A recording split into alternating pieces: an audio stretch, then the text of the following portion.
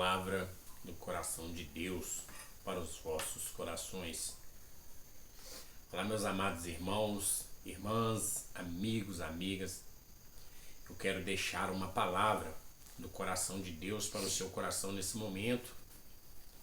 Mas antes de mais nada, eu quero te pedir, você que ainda não é inscrito, inscreva aqui no meu canal, ative o sininho de notificação, deixe um joinha, deixe um like aí nesse vídeo, compartilhe esse vídeo para que o YouTube possa entender que o conteúdo agrega valores, que o conteúdo tem qualidade, possa estar entregando o conteúdo a um número maior de pessoas, para que mais pessoas possam ter alcance, para que esse vídeo possa alcançar mais vidas.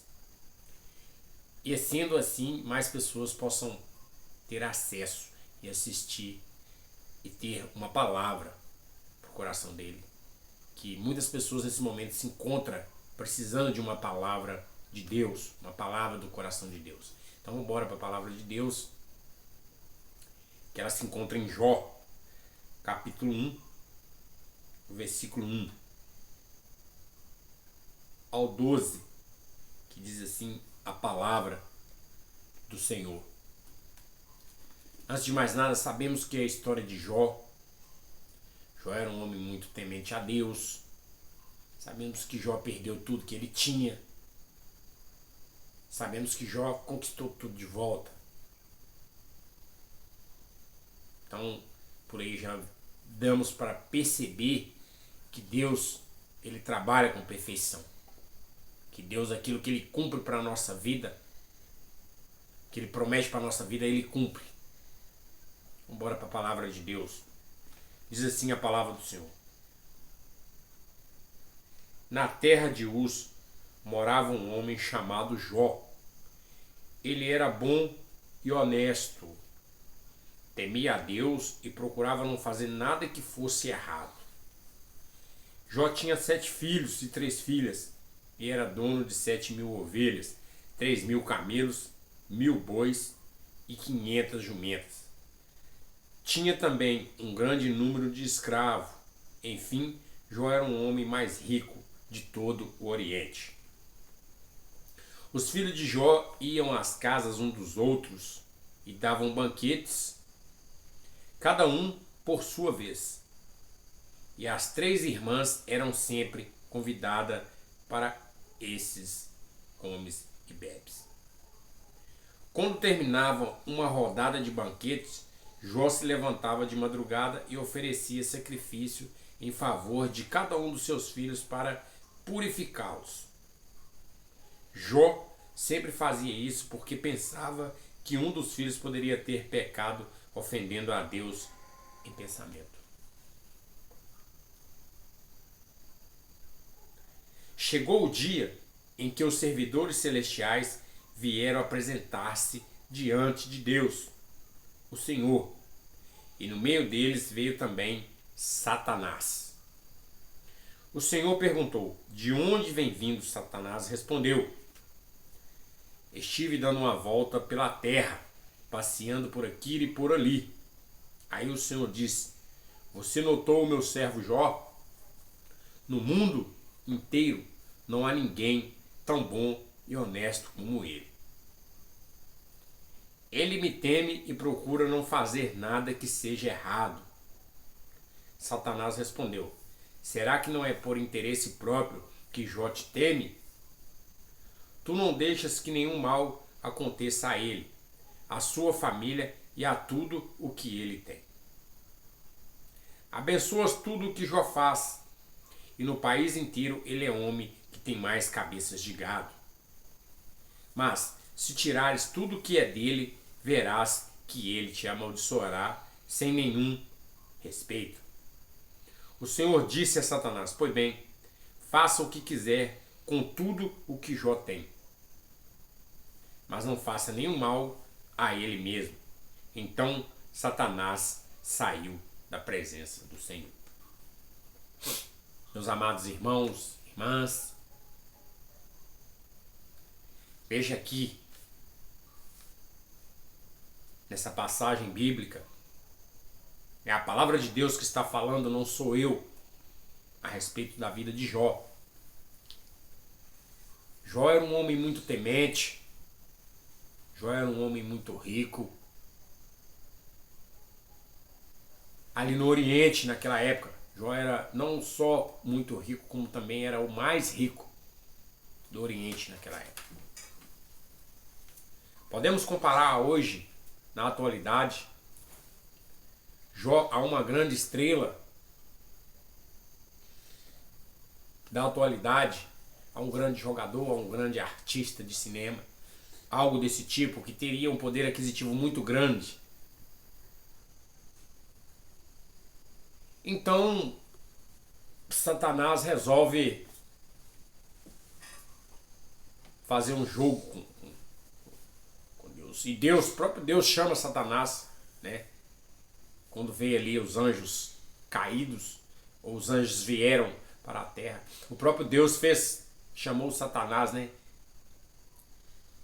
E perguntou Satanás a respeito de Jó. Deus pergunta para Satanás: de onde vens? Satanás responde para ele: eu venho de rodear devagar e rodar a terra. Né? Aí Deus pergunta para ele: tu viste o meu servo Jó? Satanás responde que sim. Aí Deus fala para ele: se viu como ele me teme, como ele é temente, como ele me ama? Aí Satanás começa a indagar, a questionar, a fazer um desafio com Deus de que Jó só o amaria, que Jó o temeria, simplesmente pelas coisas que ele tinha, pelos bens que ele tinha. E Deus aceitou-lhe o desafio de Satanás para provar para Satanás que Jó de fato temia, que Jó era um homem temente, que Jó o adorava pelo que ele era, não pelo que ele tinha, não pelo que ele dava para Jó. Muitas das vezes, irmãos, nós adoramos Deus não pelo que ele é.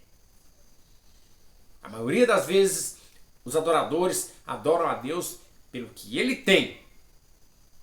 Eu falo isso com convicção. Eu falo isso com plena clareza, com plena certeza, porque muitas pessoas vão à igreja apenas para receber bênção. Raramente uma pessoa vai à igreja de fato para adorar, louvar e adorar a Deus. As pessoas vão à igreja e preocupam com o que está acontecendo ao seu lado direito, preocupam com o que está acontecendo ao seu lado esquerdo, preocupam com o que está acontecendo na sua retaguarda ou na sua frente. Mas não consegue sequer fechar os olhos e falar com Deus no profundo. Não consegue sequer fechar os olhos e adorar a Deus no profundo. E quando vem a primeira adversidade, quando vem a primeira dificuldade, blasfemam contra Deus. Blasfemam contra Deus. E aqui diz, Satanás propôs a Deus: deixa eu tocar, né? Tirar as coisas de Jó, para ver se ele não vai negar o Senhor, blasfemar contra ti. Deus fala: então vai, toca, né? Vai lá, tira tudo que Jó tem. Aí Satanás começa a tirar de Jó as coisas. A Bíblia nos fala em um determinado ponto aqui desse livro de Jó, a Bíblia nos fala que Jó estava ali na sua casa, nos seus aposentos. De repente chega um criado de Jó, um dos seus servos, e diz a ele: ó, acabou de ter um vendaval lá, passou um pessoal lá e roubou seu gado todo, e fez isso, aconteceu e tal, que é isso aqui. E só sobrou eu lá para contar a história. E Jó continuou adorando a Deus. Aí, antes desse terminar de falar, a Bíblia nos relata que chega outro servo.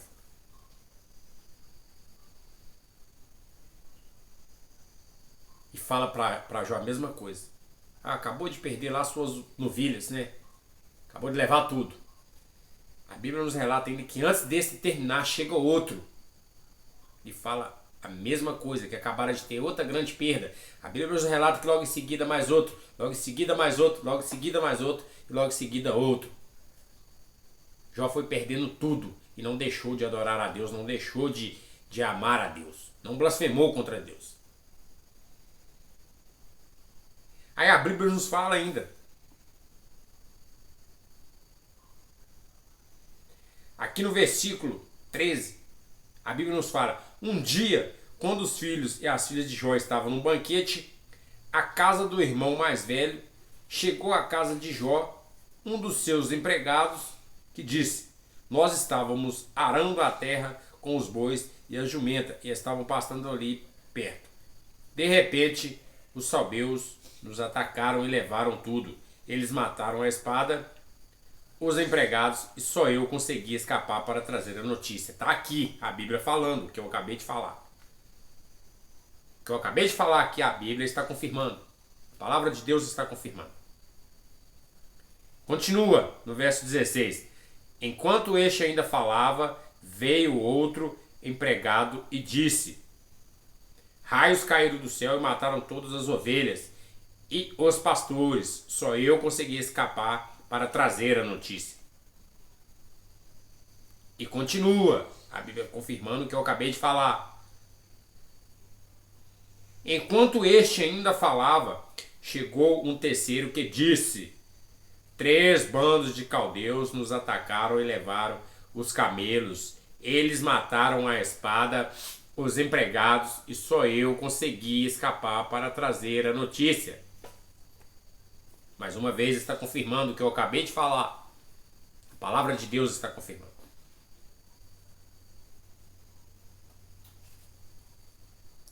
Enquanto este ainda falava, chegou mais um que disse a Jó: os seus filhos e as suas filhas estavam no meio de um banquete na casa do seu filho mais velho. De repente veio no deserto um vento muito forte que soprou contra a casa. Ela caiu em cima dos seus filhos todos e eles morreram. Só eu consegui escapar para trazer a notícia. Entenda uma coisa, meus amados irmãos. Satanás tirou tudo que Jó tinha. Tudo. Tudo. A coisa que Jó mais amava na vida era a família. A coisa que Jó mais amava era a sua família. Satanás tirou dele a família. Deus permitiu que Satanás tirasse dele a família. Para provar para Satanás que Jó era temente a ele. Que Jó o amava, que Jó o temia. Aqui a Bíblia nos fala. Um homem chamado Jó. Ele era bom, honesto e temia a Deus e procurava não fazer nada que fosse errado. Ele não fazia nada que fosse errado. Aleluia, louvado seja Deus. A Bíblia fala que os filhos de Jó, eles eram muito unidos. Sempre estavam juntos. Quando estavam no comes e bebes, nos banquetes, estavam juntos. Por isso o vendaval veio e matou todos, porque estavam juntos no banquete. A palavra de Deus confirmando, falando, confirmando o que eu acabei de falar. É a palavra de Deus que está falando, não sou eu. Aqui não tem distorção da palavra de Deus, eu estou falando o que está escrito. Aí a Bíblia nos fala que Jó, depois de todas essas perdas, olha o que Jó fala, aqui no capítulo 20. Olha bem o que Jó fala.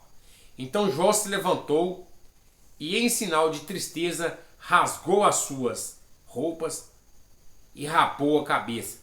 Depois ajoelhou-se, encostou o rosto no chão e adorou a Deus. Depois que ele perdeu tudo, ele ajoelhou-se, encostou o rosto no chão e adorou a Deus. Jó não deixou de adorar.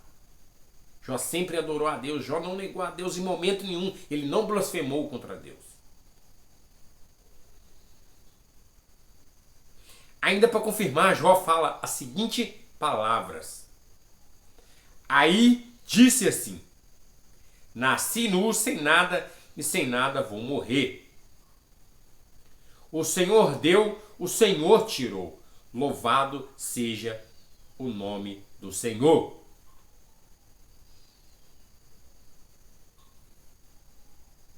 Assim, apesar de tudo o que havia acontecido, Jó não pecou nem pôs a culpa em Deus.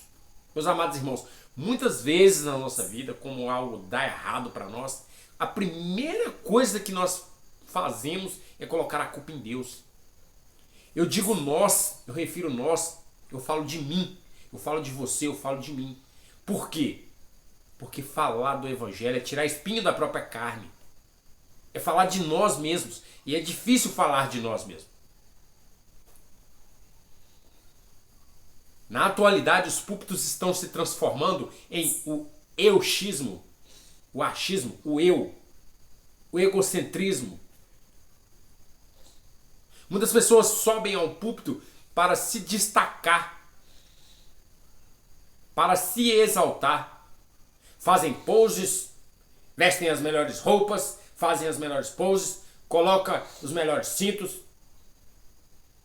e o tempo todo fazem poses de destaque.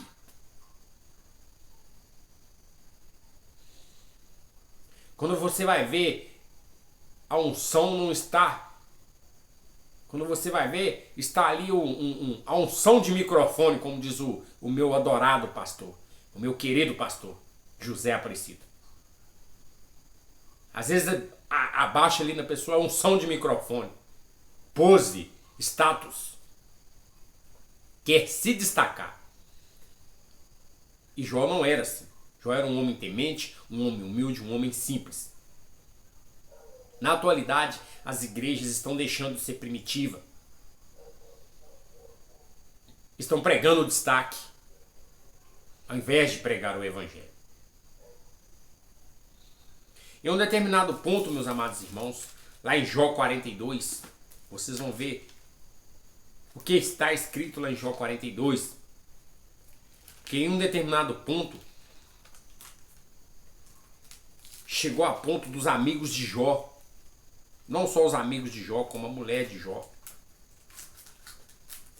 dizer para ele, né, o que estava acontecendo, por que, né, já que ele servia a um Deus que ele falava, por que ele não abandonaria tudo aquilo ali? Ó? Por que ele não abandonaria tudo aquilo ali e morresse? Mas Jó era temente, como eu acabei de falar. Jó não adorava Deus pelo que ele tinha, não. Jó adorava Deus pelo que ele era na vida dele. É o que nós devemos fazer também. Devemos adorar a Deus não pelo que Deus faz por nós, mas pelo que Deus é na nossa vida. E a coisa mais difícil dessa vida é até um próprio cristão adorar a Deus pelo que ele é. Eu não vou dizer impossível, mas é a coisa mais difícil. Entre 1000 você tira um. Para se dizer, melhor falando, né? Diz assim, ó, a palavra de Deus, nos últimos versículos de Jó 42, que fala onde Jó restituiu tudo de volta. Jó não pediu Deus nada de volta, não. Ele questionou. Teve um momento que ele perguntou para Deus, porque a gente deve se perguntar. Todos os apóstolos de Deus perguntou, porque o que move o mundo não é resposta, é pergunta. Para você ter certeza, para você ter resposta de alguma coisa, você tem que iniciar uma pergunta, não é verdade? Então diz assim a palavra de Deus. Aqui já fala a nova família de Jó. Depois de Jó acabou de orar pelos seus três amigos, o Senhor fez com que ele ficasse rico de novo e lhe deu em dobro tudo o que tinha tido antes. Todos os seus irmãos e irmãs, todos os seus amigos foram visitá-lo. Tomaram parte em um banquete na casa dele. Falaram de como estavam tristes pelo que havia acontecido e o consolaram por toda a desgraça que o Senhor havia feito cair sobre ele. E cada um lhe deu dinheiro e um anel de ouro. O Senhor abençoou a última parte da vida de Jó mais do que a primeira. Ele chegou a ter 14.000 ovelhas, 6.000 camelos, 2.000 bois e 1.000 jumentas. Também foi pai de 7 filhos e 3 filhas. Para vocês entenderem uma coisa, para vocês entenderem como Deus trabalha, Deus trabalha com perfeição na nossa vida. Às vezes não sabemos pedir, Às vezes pedimos demais. Ao invés de adorar e agradecer a Deus, pedimos demais. Então está na hora de passarmos a adorar a Deus verdadeiramente, assim como Jó. Está na hora de sermos tementes mais a Deus. Não vamos olhar para o que o vizinho está pensando, para o que o vizinho está falando. Não vamos olhar para o que o colega de trabalho está pensando, para o que o colega de trabalho está falando, para o que o irmão de igreja está falando, para o que o irmão do nosso lado está pensando, ou está falando, ou está orando. Não vamos olhar isso não, vamos olhar para Deus. Vamos buscar verdadeiramente a Deus, vamos adorar verdadeiramente a Deus, assim como Jó. Aqui no livro de Jó tem uma passagem em que fala que a mulher de Jó chega para ele e fala: aonde está seu Deus? Amaldiçoa esse Deus e morre. E Jó responde para ela: como uma louca tu falas. Nu vim do ventre da minha mãe, nu retornarei. Deus me deu, Deus tirou. Bendito seja o nome do Senhor. Aleluia, louvado seja Deus. Então, para você entender, meus irmãos, busque verdadeiramente Deus em primeiro lugar, e todas as outras coisas vos serão acrescentadas. Não busque a Deus simplesmente pelo que Ele tem para te dar, não. Busque a Deus pelo que Ele é. Deus, Ele é dono da vida. Deus, Ele é dono de tudo isso que está aqui, de tudo que aqui se habita, do ar que nós respiramos, da terra que nós pisamos, da água que bebemos. Deus, Ele é dono de tudo isso.